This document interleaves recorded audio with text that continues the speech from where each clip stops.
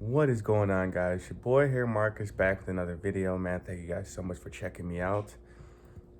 Today, I want to talk about why it's nearly impossible to get ahead when you're broke.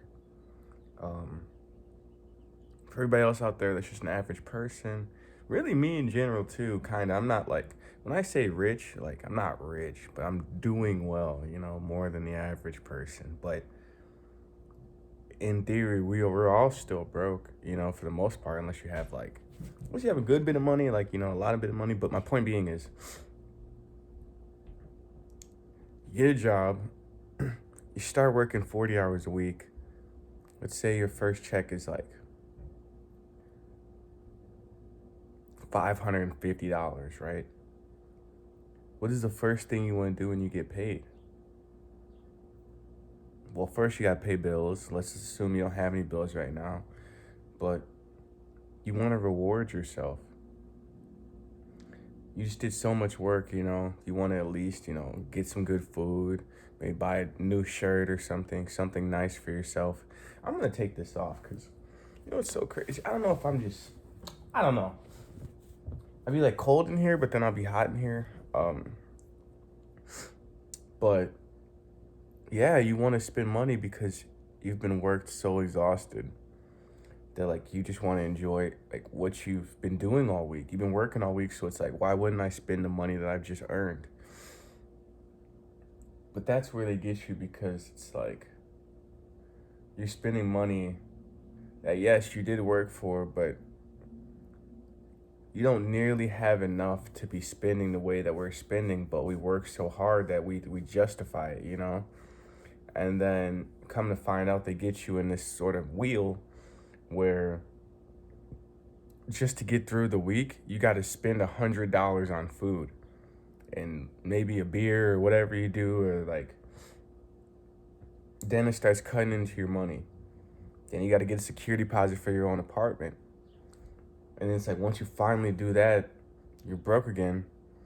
But now you got bills. You want to get a car. And then all during this point, you're still consuming those the fast food, the drinks, the whatever you do. And you just never are able to kind of get ahead because you've essentially just been like cooked. Like you feel like you're now the only bills you have is, the only extra money you have might be $200 every month.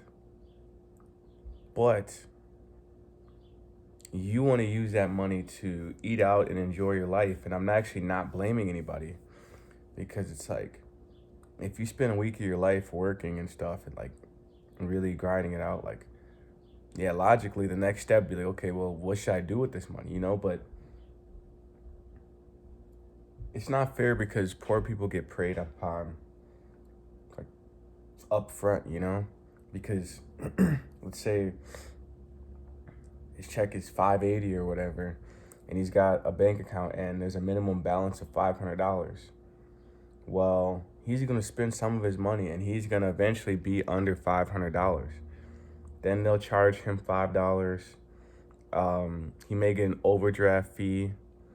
And it hurts them a lot more because they have to work a lot more hours to create the same type of money someone else might be able to.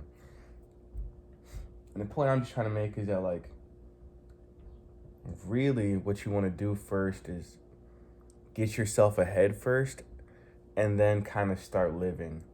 But it's not easy because, dude, they make work so exhausting, whether it's mentally or physically. It's like, yeah, dude, I just want to go out and get something to eat. And, like, we're only people, but I just think it's unfair that the poor people are the ones that get preyed upon. And then it's like the rich guys, like, oh, dang, man, I guess you got charged $50. Oh, well, I'll pay it off. Done. Whereas, like, somebody poor might have to be like, dang, they charged $50, man. What am I going to do? I got to pay my phone bill. I got to pay gas, Well, let me just go and donate plasma. Or let me do something else to make a little couple bucks. And then you're so exhausted, you want to spend more money. And it's just this vicious cycle of never being able to get ahead. That's exactly why I took time off from work to kind of like readjust. And then I will build up money, but I'm not really going to be consuming as much.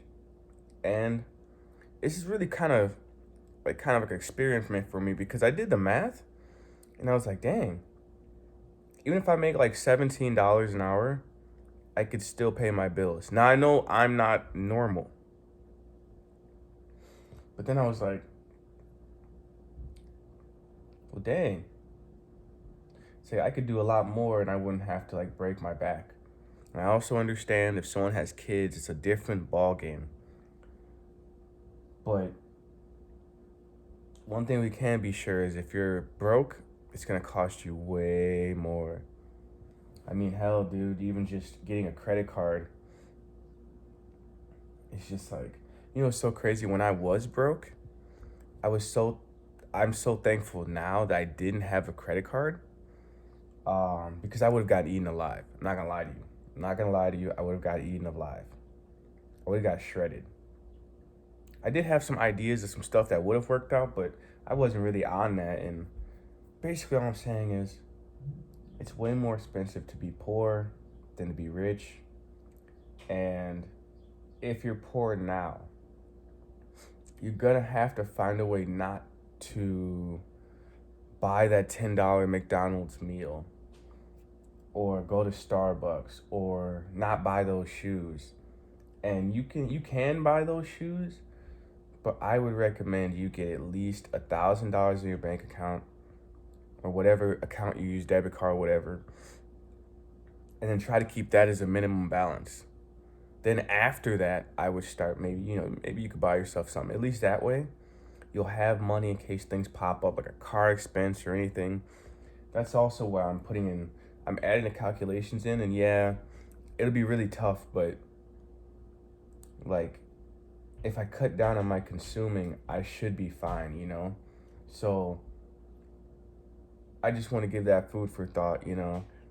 If you're broke now, maybe the best thing for you to do is to save up $1,000, you know, and not spend it.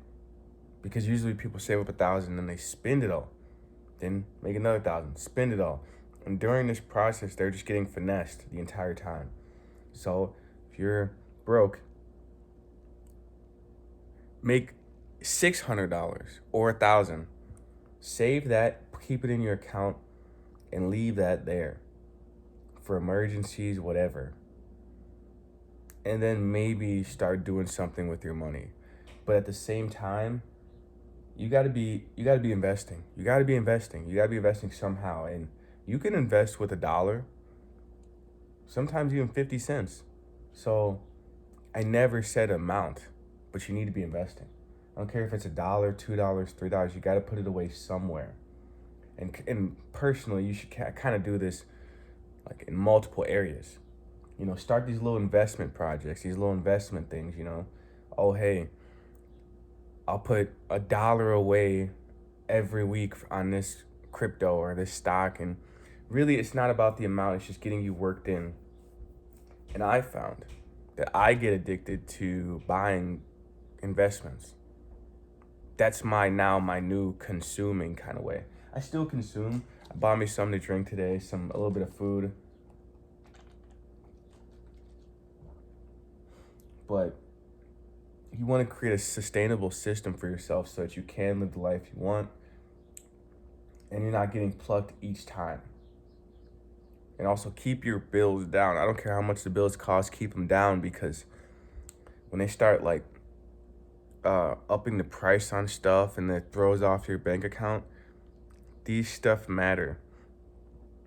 It's like you don't want too many bills because you're gonna start not using them, and they're just plucking you and plucking you and plucking you. See, I never had Netflix, but if I do get it now, um, because I found a system that works and stuff, it wouldn't be as bad because I don't have many bills. But you add Netflix on top of all these other stuff, all these different services, you will be broke very quickly. And then you'll come into an overdraft fee, or they'll charge you a $5 maintenance fee, and then your car breaks down, and then you have to wait. Just start thinking about this stuff, because I'm getting better too, but it's all a game, man. It's all a game. And I found too, I don't like consuming. Like, I'm gonna eat this food I bought, but after I'm done, I don't feel like good. I don't know. It's so odd. I don't know if it's my mom traumatized me as a kid from being evicted from places, but it like hurts me to spend money. So there you go. That's why I have money.